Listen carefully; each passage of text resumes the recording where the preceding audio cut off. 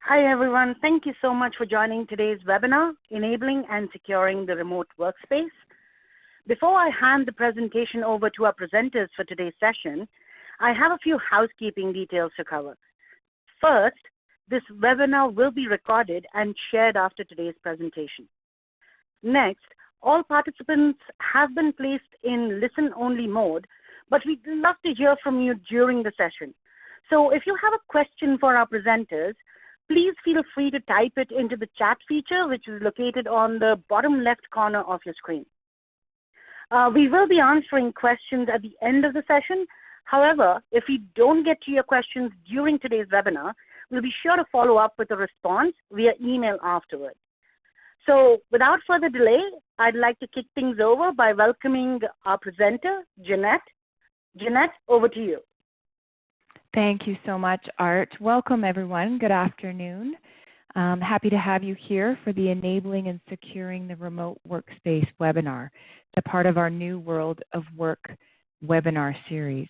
So here at RICO, we do recognize that security gaps may be a part of your current remote workspace. So my name is Jeanette Sirois. I am enjoying a 25-year career in IT, much of that in leadership roles, management consulting, and including as a CIO for hire. And today I'm joined by my colleague, Scott Easton. And Scott, I'll turn it over to you to introduce yourself, please. Thank you, Jeanette. Good afternoon, everyone. My name is Scott Easton. I'm a manager with RICO IT Services, and I'm responsible for leading the architect and IT management consultant team. I've had a career in IT going back 20 years, with the past 15 being in management as well as director level roles. Thank you so much, Scott. So today that we want to touch on these topics. We want to touch on understanding the remote workspace. We want to talk about today's IT challenges, the new threat landscape, creating a security strategy, securing the remote workspace, and how you can afford comprehensive security as a small, medium-sized business. We'll talk about your next steps, and then we have a question and answer period. So hopefully we will hit the target for you today. All right, so let's talk about understanding the remote workspace as it is today. So it is not business as usual. We are being very challenged to adapt to the way we communicate, how we access information, and securely.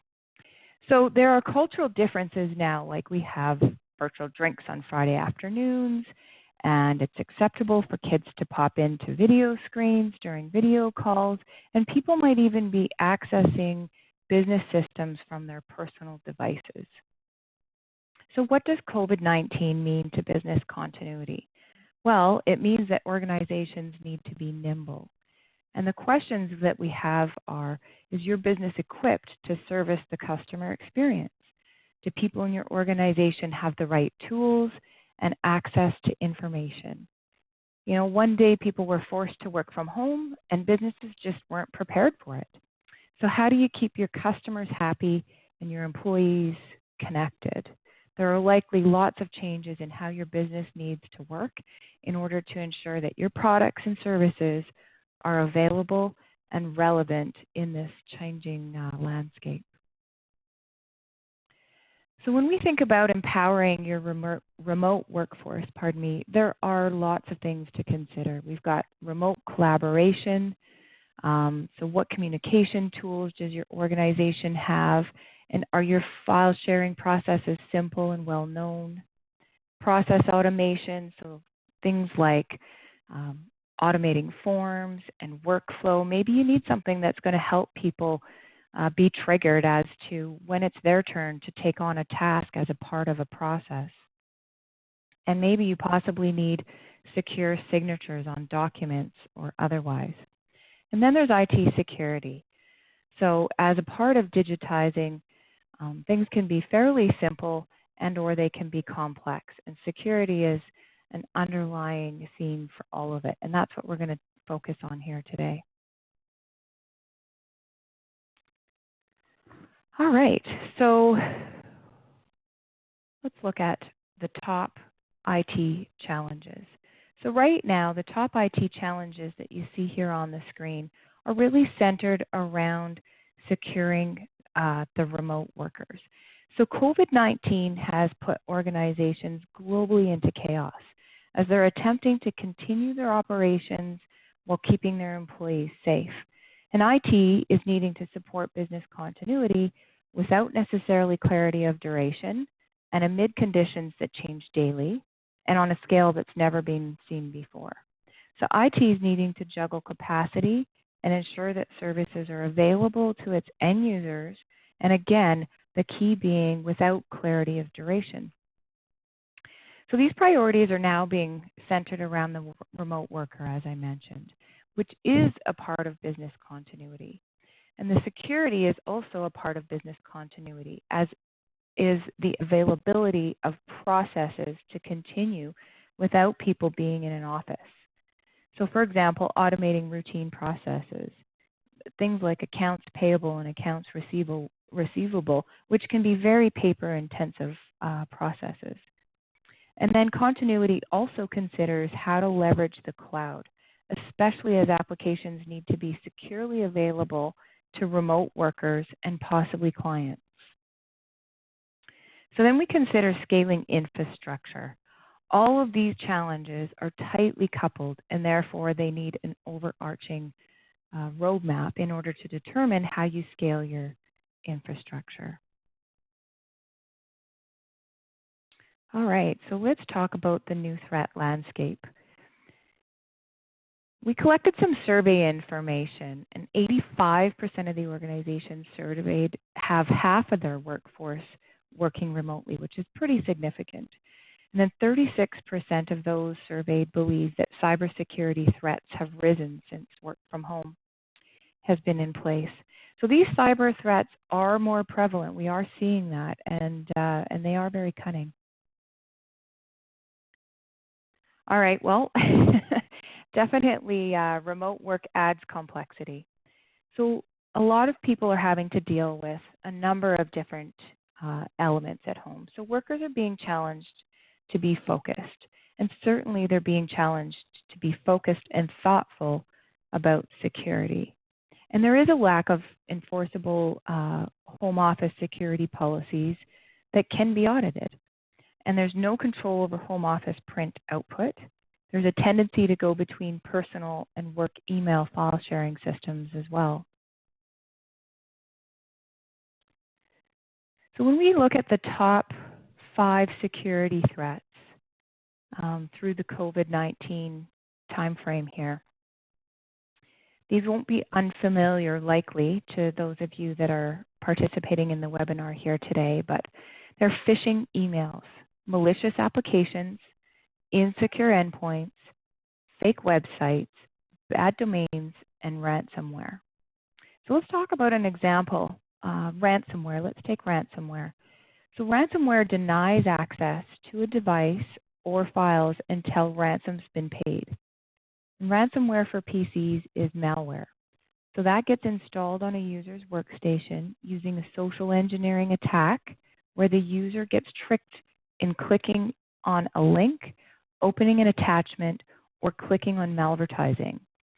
So one of our customers had a competitor, in fact, that had to pay a fair amount of money, ransom money, to get their data released.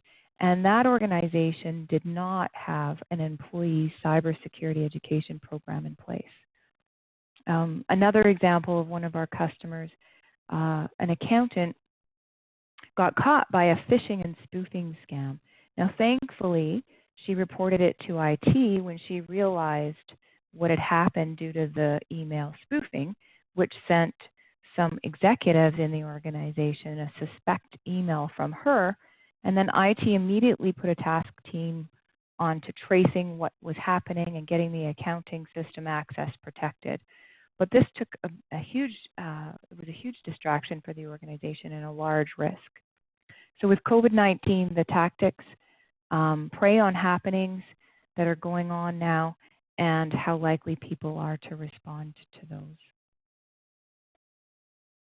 So this leads us into our first poll questions.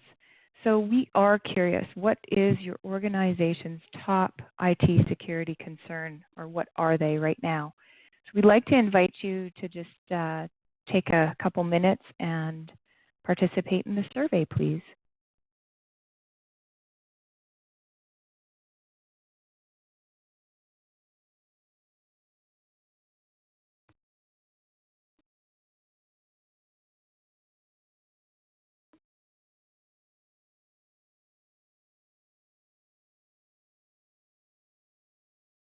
That's good.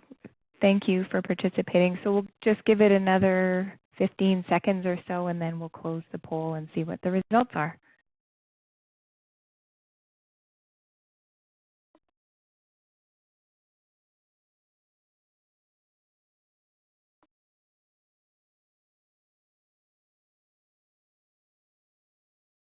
Okay, so in our audience today, 50% are looking at securing endpoints, and then followed by data security, which is definitely a theme that we're seeing more and more of. System access and availability are tightly coupled with performance and reliability. And then we've got ransom attacks and customer threat and experience. Okay, super. So lots of great stuff that you folks are looking into. It's good to be aware and prudent of what needs to be done. Okay, well, let's take that information and talk about how these types of things matter when it comes to a security strategy. So to develop a security strategy, you want to start with your IT roadmap. And then in today's landscape, and really all the time, you want to understand what's new, what's changed in terms of the business goals and how they're operating. So typically, your IT roadmap would take your business goals, you would assess that against technology availability, and then you would come up with your strategy and you'd develop your roadmap. So what's new with the business strategy and the ever-changing COVID-19 requirements is likely meaning that you need a new security strategy. And a security strategy is intended to outline major security concerns similar to what we just looked at in our poll questions. So a strong IT function will be aligned to a security strategy. As you know, IT is critical to ensuring system access and availability. Things like supply chain, back office functions, and processes that support customer service. So I'll share a quick example with you. We have a client whose services are designed to be delivered in person. And now the organization cannot provide these same services online without providing technology directly to their clients who are unlikely to have their own technology and who are less likely to be technology literate. So this requires a completely different business strategy. And this requires them to issue assets that can have the data controlled on them. So this is both to be able to push information like training videos out and to audit what's on the devices and to control the devices in case there's some kind of a risk. And they need to be able to meet government requirements for protection on specific information. So they may need remote control software and possibly data encryption tools or otherwise as a part of that solution. But this is an example. Okay, so security strategy has three main elements. It's got governance, management, and information security framework. So an organization's security risk compliance posture, which is a part of the governance, can either have too much security to allow people to be productive or too little security to ensure that data and systems are properly protected and secure. So to secure with prevention, have detection, response, and recovery processes in place, all three of these will involve people, process, and technology, which you can see on this diagram is a part of management. And then as a part of governance, let us suppose that your organization does not have a work from home policy. And the context to this came from the fact that simply wasn't the way that your organization worked. Now, the context with COVID-19 has changed that dramatically.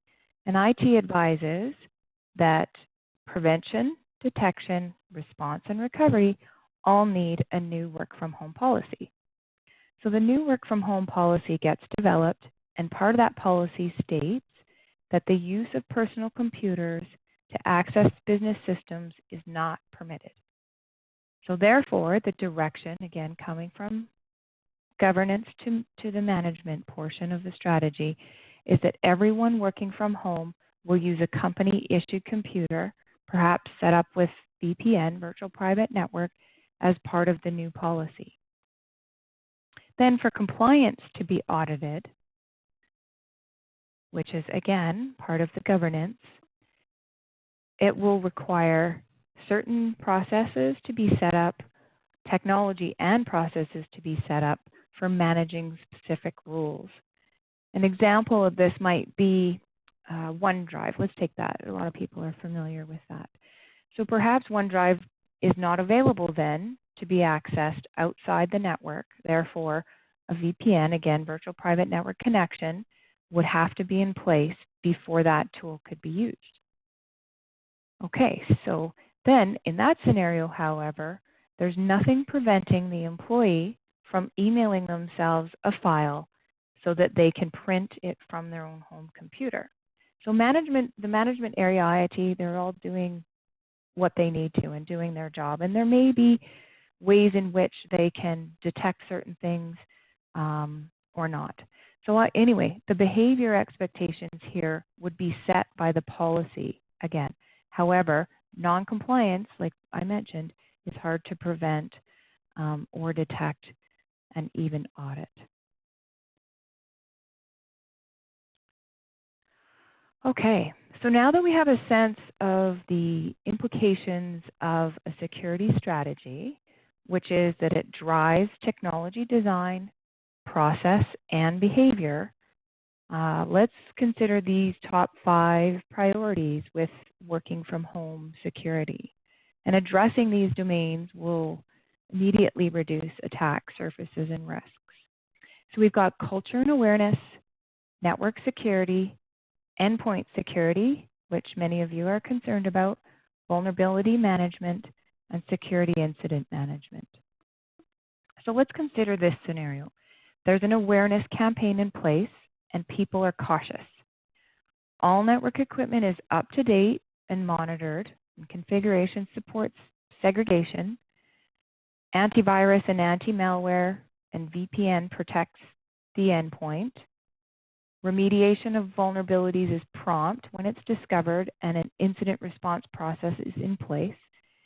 And the incident response process accommodates remote workers. So there are some different things to consider in that endpoint security element, and Scott's going to talk to that a little bit later here for us today.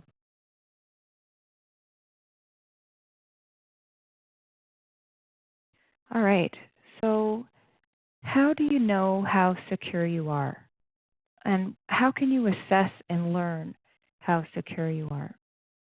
So I've got a few things here on the screen that I want to touch on today. So some options are having a vulnerability assessment, which will help list all of the internet-facing assets and scan ports for exposed services.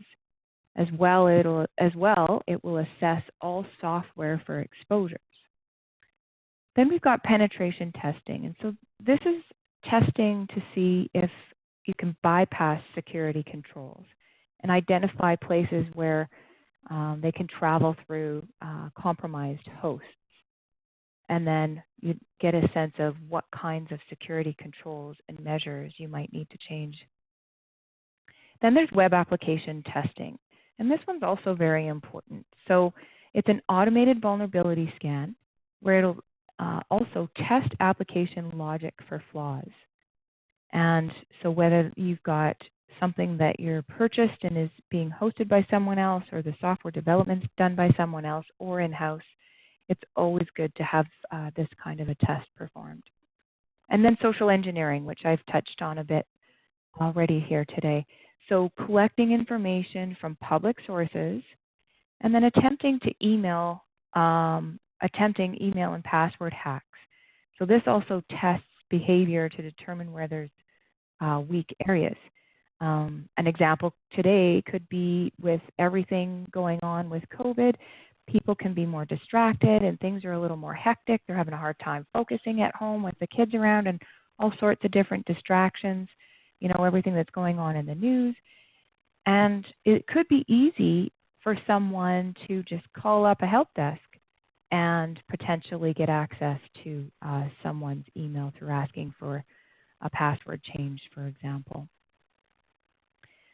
So, I guess I could share an example here too. I had a client where they hadn't done penetration testing, so they're very security aware, and they've got different partners in place and processes for ensuring that their environment and their data is secure.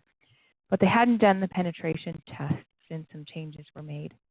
And sure enough, someone hacked in through weakness in a web application and placed data into their environment. So that was a very scary incident for that client. All right, so I've probably talked enough now. We're going to get into securing the remote workspace, and I'm going to turn it over to Scott to lead you through this part. Scott, please. Thank you very much, Jeanette. Before we get started with discussing securing the remote workspace, we do have another poll question for you. So which of these does your business need to leverage today to support your remote workforce? Cloud readiness assessment, two-factor authentication, mobile device management, data encryption on computers, applications in the cloud, the backup of data on computers, or virtualized desktops? If you wouldn't mind taking 20 or 30 seconds and just participating, that'd be fantastic.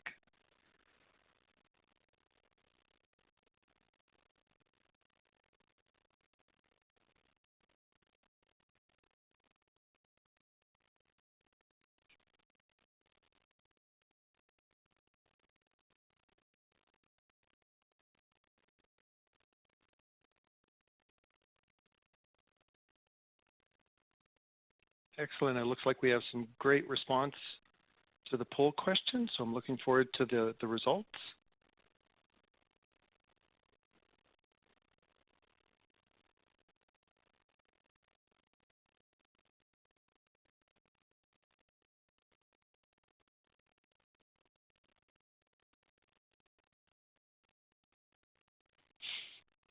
All right, it looks like two-factor authentication is the major concern of this group, followed very closely with mobile device management, which completely makes sense with the current situation that we're facing with the remote workforces that came into play very quickly, with probably most businesses not being prepared for the extent required. Following up mobile device management with cloud readiness assessment, and then virtualized desktops, the backup of data on computers, and then data encryption and applications in the cloud being tied. All right, let us move on to discuss business continuity. Business continuity needs smart IT design. Architecture options need to match the business landscape and to be nimble. Cloud options are a key element in the design as it allows businesses to be nimble, scalable, and include managed security. If we take a look, going back to what Jeanette was discussing, you want to start off with your IT strategy and your roadmap. From there, it's advised that you move on to a cloud assessment. A cloud readiness assessment provides information that enables smart business decisions and allow businesses to be secure and nimble.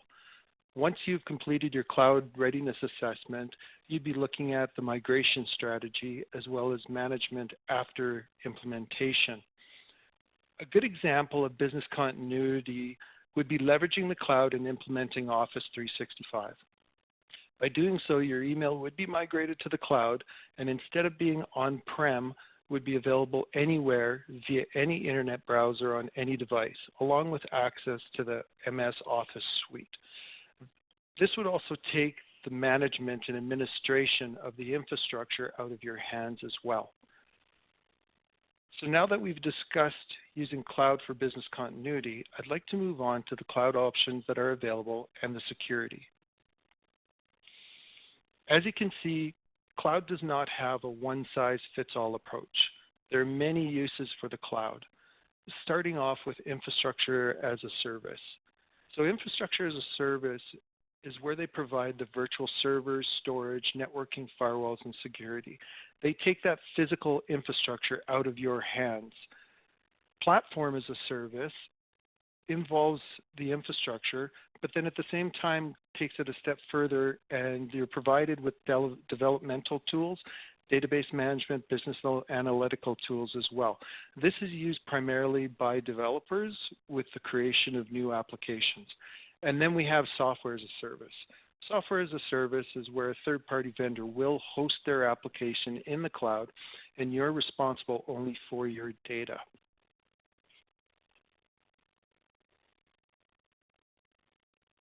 Now we need to take a look at security in the cloud. You must be aware that there are risk decisions that you'll need to consider, being that there is no one international standard for cloud service providers. However, there are other certifications, and due diligence is recommended by your business when you are selecting a cloud provider. From the cloud, I'd like to continue discussing securing the remote workspace with two-factor authentication. So why would you use two-factor authentication? Two-factor authentication is a method that grants a computer access only after presenting two pieces of evidence in the authentication process. How does it get set up? Well, most applications these days now have it built in, and it is easy to enable. Usually it takes maybe about 5-10 minutes to set up, with the applications having it pre-installed. If you're looking to implement two-factor authentication with your custom application or your in-house application, you'd need to look at getting the assistance of a third-party vendor. If you're looking at securing your remote access to your network with two-factor authentication, my recommendation would be to get assistance from an architect to solution out the design. Implementing two-factor authentication does take quite a bit of work on the back end, where you're setting up with your servers and whatnot. So you need to make sure that you do have it set up properly. So we've looked at business continuity with Office 365. And now we've looked at securing the remote access as well to your applications. Office 365 is another one of those applications where you can easily implement two-factor authentication and secure remote access. So the next step would be to secure your data. So I'd like to discuss securing your data by using mobile device management. So when and why would you use mobile device management? You'd use it when you're allowing your team members to use their own devices, such as phones, tablets, PCs, or laptops, for any business-related requirement. Now, these days with COVID-19 and people working from home, this has probably come into place a lot quicker than most businesses were prepared for, which brings about the possibility of a threat. With BYOD, you don't have that extra layer of security or built in when their users are using their own device, unless you're using something along with MDM. So the solution with using MDM allows you to go back to Jeanette's talk about strategy. This is where you can apply the governance of the requirements of your business to set the policy. And then you can set up audit trails and remediate as required. So this security strategy allows you to add that additional layer. And by adding that layer, you can set the policy which data is saved to a mobile device. Can they get email on a mobile device? What applications can they use on a mobile device? Are you going to push everything out individually, or is it going to go specifically to a container that if the device is lost or stolen, then you can send a command to remotely wipe that device? So mobile device management adds that additional layer of security to what we have discussed today already. Consider Office 365. We can access it anywhere from a browser, allowing the business continuity. Then we can enable two-factor authentication on mobile devices to ensure our access is secure. But then we can also add that additional layer to protect the data by implementing mobile device management. Taking it one step further to protect data would be looking at data encryption. So why would we use data encryption on endpoints? Data encryption adds that additional layer to what we've discussed already today and would protect your data due to any loss or theft, whether it is being from hacked or a lost or stolen laptop, PC, or memory key. So what is data encryption? Data encryption uses a mathematical algorithm to scramble messages, leaving the individuals who possess the sender's key the ability to decode the message. There are two types of data encryption. There's symmetric key encryption, which involves the use of one key, and then there's asymmetric encryption, which involves the use of two keys. Do you need to encrypt your entire system? No. You do not have to encrypt your entire system. You can encrypt individual files and folders. You can create a volume container, or if you do desire, you could encrypt the entire hard drive. What types of data would you be looking at to encrypt? You'd want to encrypt any personal identifiable information, financial information, or confidential business intellectual property. And what could you use for data encryption? Microsoft has a product called BitLocker that is an encryption tool that they include with their operating systems. Many of the anti-malware vendors out there include encryption in their security suites, or they also sell it as a standalone product. So how secure is your infrastructure? Some key points that you want to look at to ensure the security of infrastructure would be backup continuity. You'd want to make sure that you're regularly scheduling your backups. From this, you'd also like to go back to the governance strategy and policy and maintain a data retention policy on how long you would actually keep the data. And then you'd want to follow up and ensure that you're doing file restores for disaster recovery on a regular basis to ensure everything is working properly. The next item to look at with securing your infrastructure would be endpoint security. You'd want to make sure that you have secure remote connectivity. And with this, there's various forms of remote connectivity you can use, one of the most popular being a virtual private network. Virtual private networking creates an encrypted tunnel from the device into your network, enabling that additional layer of security that hackers cannot get through. And then you'd want to take a look at ensuring that your antivirus protection is up to date on your endpoints. This would help you against any hacks, malware, or ransomware attacks that you may face. The next step for your infrastructure to take a look at would be firewall security. The firewall is the edge device for your network, and it takes the brunt of any of the virus attacks or hacking attacks that come in. So what you'd like to ensure is that you have redundancy and high availability built in.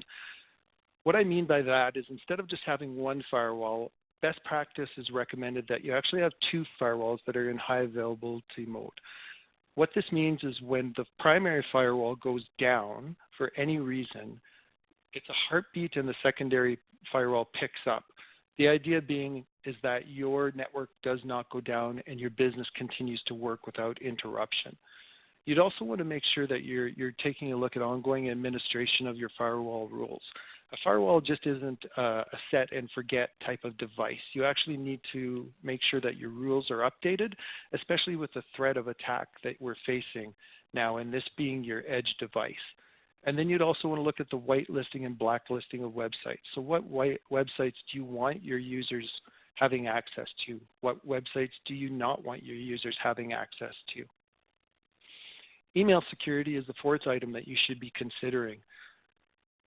Email security is key, especially with the ongoing virus cyber attacks that we're facing, the phishing and spam threats, the malware and ransomware attacks. And this ties back to the endpoint security as well with the antivirus protection you have in place. And then it also ties back to the firewall security, as the rules that you have set on the firewall will also assist with your email security. Patching in firmware is a key element that ties into all of the four items that I've already discussed. You need to make sure that your operating systems for your PCs, your laptops, your servers, as well as your switches, routers, firewalls are up to date. It's ideal to make sure that the firmware is up to date on your hardware devices as well. Plus then you'd like to take a look and ensure that your business applications are kept up to date. This is key with securing your infrastructure because essentially these devices can be hacked, and the older that they get, the more vulnerability opens up with them. Once a vendor stops creating any sort of patching or firmware updates, then you must take a look at a lifecycle refresh. The lifecycle refresh is basically when you replace the operating systems, the hardware, the business applications with the latest version. Generally in terms of hardware, we're looking at about anywhere from 3 to 5 years. Operating systems and business applications, as you know, are constantly pushing out patches as hackers are constantly finding new vulnerabilities. So next I'd like to discuss how can you afford comprehensive security as a small business. You can do this by using the guiding principles for strategic fit. And this again ties back to the strategy that Jeanette was talking about earlier in our presentation. You start with strategy as policy, drives the process and behavior. So the guiding principles includes optimize, which is standardize, increase the utilization of your current IT. You want to reduce your complexity, consolidate into smaller groups and fewer units wherever possible, and increase the utilization rates of what you do have. Maximize. What do you have in place that you can leverage further? You want to make sure that you extract as much value as you can from your current investments. And then consumerize. You want to leverage the managed services that are available to you by third-party vendors and the cloud. So for the next steps, I'd like to pass the presentation back to Jeanette. Thank you, Scott. Hopefully everyone on the webinar has found that very useful information. Thank you so much for all of that. That was great detail, very thoughtful. Okay, so what are your next steps? We've gone through a lot of information already today. And today we touched on IT, enabling and securing the remote worker and its importance.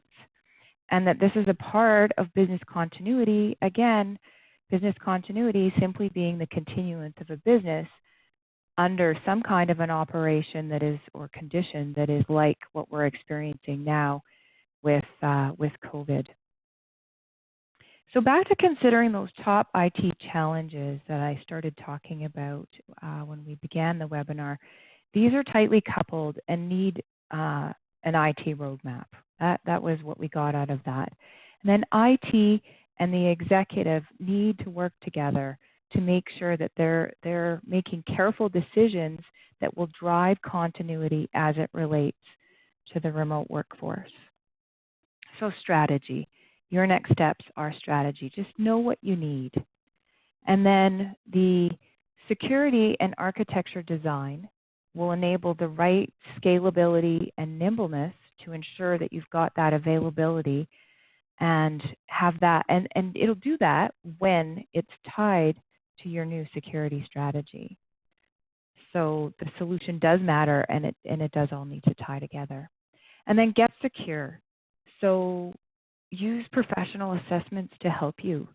Know where your organization has weaknesses and put remediation plans into place. and then manage. So stay diligent. I can't speak enough to that. It's really important that you monitor and audit often. So if you remember us talking about remember me talking about the security strategy and managing with prevention, detection, response, and recovery being key things. So this is an ongoing practice. And the more tools you have and different things that are automated, that's certainly going to help you. And then, and that includes, whatever's going on with IT. So make sure you've got the right tool sets in place and the right service providers. So then be wise with your resources. So keep your tech updated. And Scott talked a lot to that today, and he's touched on how that managed process when organizations are leveraging the cloud, whether it be platform as a service, infrastructure as a service, or a software as a service, a lot of that management and therefore all the security elements of that will be taken care of as a part of those services. So here at RICO, we do have a very diverse team of experts. And I just want to say that, RICO is a leader in the market. And today, the information that's been presented to you by myself and Scott doesn't just come from our experience, our plethora of experience in our careers.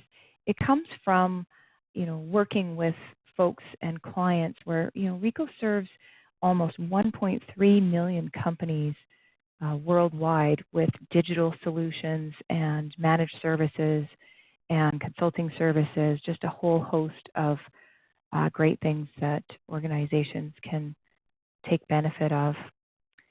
And I believe that we do have 3 other new World of Work webinars in our webinar series.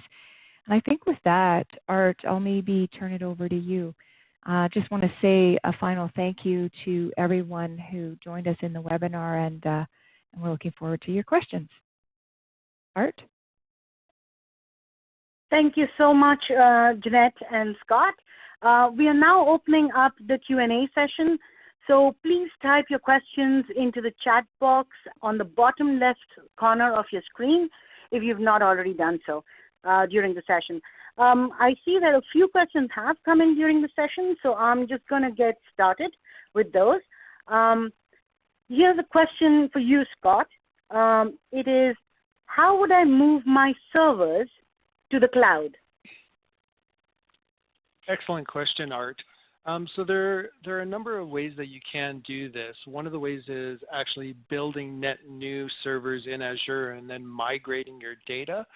There are also a number of software applications that allow you to clone your servers and then migrate your data into your cloud. And what they'll do is seed the data, and as the data gets copied over and the server created, you'll do one final seed, and then you'll be able to do testing at that point in time. Ideally, what you'd want to do is have an architect involved so that they could solution it out for you to ensure that you are using the proper method for your data. All right, perfect. Thank you so much, Scott. The next question here is for you, Jeanette. The question is, what do we consider when selecting a mobile device management solution? Okay, that is a great question. So there's some good data available through technology research firms, like, for example, the Gartner Quadrant. And that'll help you to get a sense of the variety that's out there in terms of these tools. So just like we've talked about today, you just really want to make sure that you're looking at what's fit for your organization. So having some idea of what your security strategy needs to be. What kind of data are you protecting, and what kind of workforce do you have? So in my experience, organizations are best to drive this direction, like I said, based on that business strategy and how operations are, but also based on the current technology architecture. And so when I mention that, there's an example for one of our clients had a mobile device management solution, very well thought through. They were a little bit ahead of the curve, but that solution was too proprietary in nature and therefore was causing them problems when they were looking at using it with different device types. So that would be something to look out for. And then there's other things like, does your organization need to have coverage over different rules? So different things that would apply, whether it's based on region or based on a role of someone inside of an organization. And then I would also invite you to really think about, especially for small, medium-sized businesses, some of these can be very complex, which may not fit a small to medium-sized business. And in some cases, there are organizations that offer managed solutions, so that could be an option as well. Hopefully that answers the question. And certainly, of course, that security posture comes into influence that I talked about earlier. So with the selection, best consider what kind of compliance regulations your organization has on the data that they're using to manage their business. Awesome. That sounds good, Jeanette. And I think there is another policy-related question for you. The question is, what is the most timely and important part of a security policy? Okay, so I think what I'm understanding there is what's sort of most timely and important right now, maybe based on COVID. But, yes, I would think yes. Yeah. Okay. So I would say if your organization doesn't have a work from home policy, then that would be something really important to get in place right away. As we talked about, I mean, that can drive a lot in terms of technology decisions, management, all of the security practices, and then behavior as well. And so also having that cybersecurity education, I think, is really important. All right, great. And talking about cybersecurity, I think there is a security question here for you, Scott. It says that you mentioned several various security solutions today. Do I have to implement everything that you've discussed or to be secure? No, that's a great question, Art.